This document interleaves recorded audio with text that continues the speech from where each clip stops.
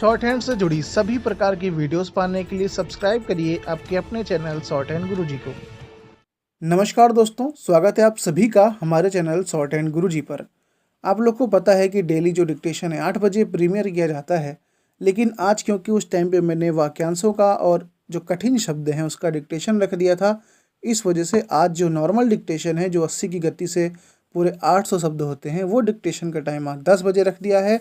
और ये मत सोचिए आप लोग कि टाइम चेंज हो गया, कल से ये फिर वही 8 बजे ही अपने निर्धारित समय पर होगा। तो चलिए जल्दी से भैया आप सभी लोग वीडियो को पहले लाइक कर दीजिए और अपने दोस्तों के साथ जो भी लिखता हो आपके साथ में उनको शेयर करिए। और वीडियो को हम तुरंत स्टार्ट करते हैं। आपकी जानकारी के लिए बता दें कि आज का जो मैटर है वो संपादकीय मैटर है। पीडीएफ आपको टेलीग्राम ग्रुप में मिलती है।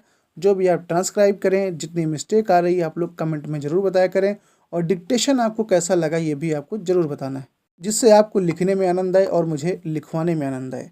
तो चलिए टाइम वेस्ट नहीं करते हैं, सीधा स्टार्ट करते हैं आज के डिक्टेशन को। So ready, start. करीब साल भर पहले नवंबर 2020 में शी जिनपिंग की सरकार ने एंट ग्रुप के 37 अरब डॉलर के आईपीओ को रोक दिया, अन्यथा उसकी कुल कीमत छलांग लगाकर 300 अरब डॉलर हो जाती। जैक मा के महीनों लापता रहने के दौरान पंडित और सटोरिये लीपापोती कर रहे थे। आमराय थी कि जैक मा मूर्ति भंजक हैं और मनमाने ढंग से पेश आते हैं और यह उनके अहंकार की एक तरफा लड़ाई का नतीजा है। भ्रमित करने वाला सामूहिक चिंतन शायद ही कभी इतनी तेजी से धुंधला पड़ता है।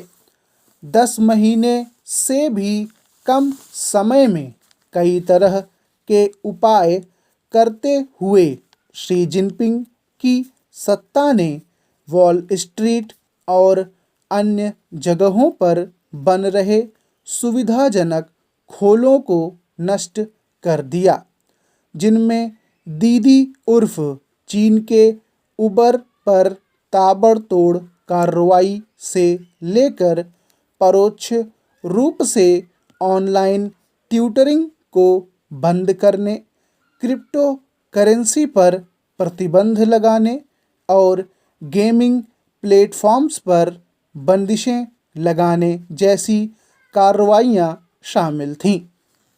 यह शायद ही मायने रखता है कि कट्टरपंथी उपायों ने कंपनियों के बाजार मूल्य और निवेशकों की संपत्ति में 20 खरब डॉलर से अधिक का क्षरण किया है। इसकी ताज़ा प्रविष्टि है कर्जदाताओं के 350 अरब डॉलर के ऋण से लदी चीन की दिग्गज रियल एस्टेट कंपनी एवरग्रैंड पर छाया असमंजस, जो कि दिवालिया होने के कगार पर है, जिसे पूंजीवादी की ज्यादतियों के रूप में चिन्हित किया गया है। उसका सुनियोजित शुद्धिकरण भी एक तरह की राजनीतिक क्रांति ही है। किसी भी राजनीतिक व्यवस्था का संवाहक सिद्धांत जोखिमों का आकलन करना और उनका प्रबंधन करना होता है। किसी भी राजनीतिक व्यवस्था में स्थिरता के लिए सबसे बड़ा खतरा अरबपतियों की बेहिसाब संपत्ति और सूचनाओं के नियंत्रण से उपजता है। सामाजिक स्तर पर अरबपतियों के विस्तार ने स्पष्ट तौर पर सामाजिक विभाजन को बढ़ाया है। ढांचागत स्तर पर चीन की दिग्गज टेक कंपनियों ने सत्ता के मौजूद ढांचे के लिए जोखिम पेश किया है, क्योंकि उन्होंने उम्मीदों और नतीजों के प्रबंधन के वैकल्पिक तरीके पेश किए हैं। शी जिनपिंग ने टेक कंपनियों के आधिपत्य को सीमित करके परोक्ष रूप से धन की शक्ति को निष्प्रभावी कर दिया है। डाटा नियंत्रण को अपने कब्जे में लेकर उन्होंने चीनी कम्युनिस्ट पार्टी और ताकतवर पीपुल्स लिबरेशन आर्मी पर अपनी पकड़ मजबूत की है। हांगकांग में लोकतंत्र का दमन और ताइवान को हड़पने हथियाने की खुली धमकी अधिनायकवादी लोक लुभावनवाद के ही साधन हैं। निर्विवाद रूप से यह सब उन्हें 2022 की पार्टी कांग्रेस के मद्देनज़र विस्तार की उनकी महत्वाकांक्षा को आगे बढ़ाने में सक्षम बनाता है। राजनीतिक स्थिरता भीतर से मिल रही चुनौतियों के बीच व्यक्तिगत महत्वाकांक्षा और सत्ता कायम रखने की राजनीतिक चाहत दोनों से जुड़ी है।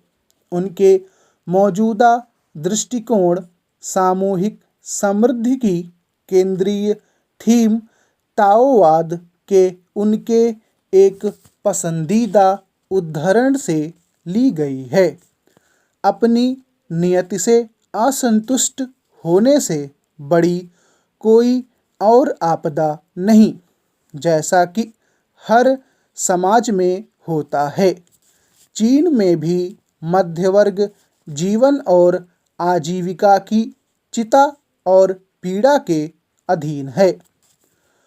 जो चीज़ चीन को अलग करती है वह है इसका आकार। वहाँ के मध्य वर्ग का आकार कह सकते हैं कि अमेरिका की कुल आबादी से भी बड़ा है।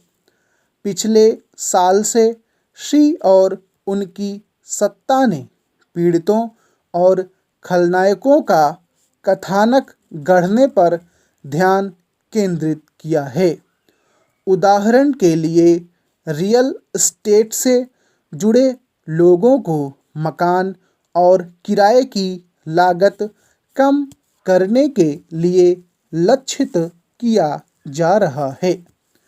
यह उल्लेखनीय है कि चीन और अमेरिका के बीच 6 जनवरी को वाशिंगटन में हुई आखिरी वार्ता में चीनी प्रतिनिधिमंडल ने महामारी के प्रबंधन से लेकर प्राकृतिक आपदाओं तक और आय असमानता से लेकर नस्लीय असमानताएं तक सूचियां गिनाने में कोई कसर नहीं छोड़ी, जिन्होंने दुनिया के सबसे पुराने लोकतंत्र को तहस-नहस किया है। व्यवस्था के अंगों पर नियंत्रण के बजाय व्यवस्था के आभास से पैदा हुआ सूचना का अभाव शी को उस विचारधारा को आगे बढ़ाने के लिए प्रेरित करता है। बीजिंग, जिसका भूराजनीतिक परिदृश्य में विस्तार करना चाहता है, चीन के आर्थिक कौशल और स्थिरता को दुनिया भर के लोकतंत्रों में देखी गई अराजकता के आकर्षक व्यवहार्य विकल्प के रूप में प्रस्तुत करना। दरअसल नए चीन का स्थिरता और सामूहिक समृद्धि का कथानक गीत अस्तित्व के संकट से उपजा है। पूर्व निक्सन युग में चीन का भय था, जैसा कि चाउ एन लाई ने हेनरी किसिंजर से खुलासा किया था। सोवियत संघ अमेरिका और उभरते जापान द्वारा उसे 3 टुकड़ों में बांटना, बर्लिन की दीवार के ढहने के बाद चीन को यह भय सता रहा था कि उसका हश्र भी सोवियत संघ जैसा हो सकता है। 1992 में देंग शाओपिंग ने आर्थिक समृद्धि को बढ़ावा देने के लिए दक्षिण का दौरा शुरू किया था, विशेष रूप से शेनझेन में विघटन के खिलाफ आर्थिक समृद्धि को प्रोत्साहित करने के लिए। साथ ही उन्होंने निर्देश दिया था कि सुधारों में तेजी लाई जाए और ऐलान किया कि जो भी सुधारों का विरोध करेगा उसे पद छोड़ना होगा। इसके विपरीत शी जिनपिंग ने 2013 के अपने नए दक्षिणी दौरे पर आर्थिक विकास की संभावना पर सवाल उठाया और माओ त्से तुंग की तरह विचारधारा की तीव्रता का तर्क दिया। स्टॉप। दोस्तों, अगर आप लोग हंस रहे हैं तो हंसिए नहीं, वाकई में डिक्टेशन का लेवल बहुत अच्छा था, क्योंकि एक डिक्टेटर को जब वो बोलता है तो उसे अंदाज़ा लग जाता है कि मैटर में कौन कौन से शब्द आए हैं और ये आपकी ज़िंदगी में तहलका मचाने वाला मैटर है कि नहीं है। तो आज का मैटर जब मैं बोला हूँ तो मुझे ऐसा फील आ रहा है कि आप लोग कमेंट यही करेंगे कि सर बहुत भयंकर, बहुत खतरनाक मैटर था। अब मुझे देखना है कि आप लोगों ने किस तरीके से इस मैटर को समझा है, क्योंकि यही जो मैटर है, समझ लीजिए मेरे हिसाब से ये बेस्ट मैटर है। इससे टफ मैटर किसी भी हाल में नहीं पूछा जाएगा, चाहे वो राजस्थान की बात हो, चाहे एसएससी की बात हो, चाहे वो आरआरबी की बात हो। ये मैटर मैं सबसे बेस्ट अपने हिसाब से सोच के दे रहा हूँ, जिसमें इंग्लिश वर्ड भी हैं और कुछ ऐसे भी वर्ड हैं जो कि ये मान के चलिए कि आप बहुत मतलब सुनने में आते ही नहीं हैं। कभी कभी आप भले सुन लेंगे, अदरवाइज़ ये सुनने में नहीं आते हैं। वो डिक्टेटर जब एकदम खुन्नस खा के बैठा होगा अगर आपके सेशन में बदकिस्मती से, तो ही इस टाइप के डिक्टेशन आने की संभावना है। तो आप लोग निश्चिंत रहिएगा और डिक्टेशन कैसा हुआ ये ज़रूर बताइएगा। तो चलिए फिर मिलते हैं नेक्स्ट वीडियो में, तब तक के लिए गुड बाय।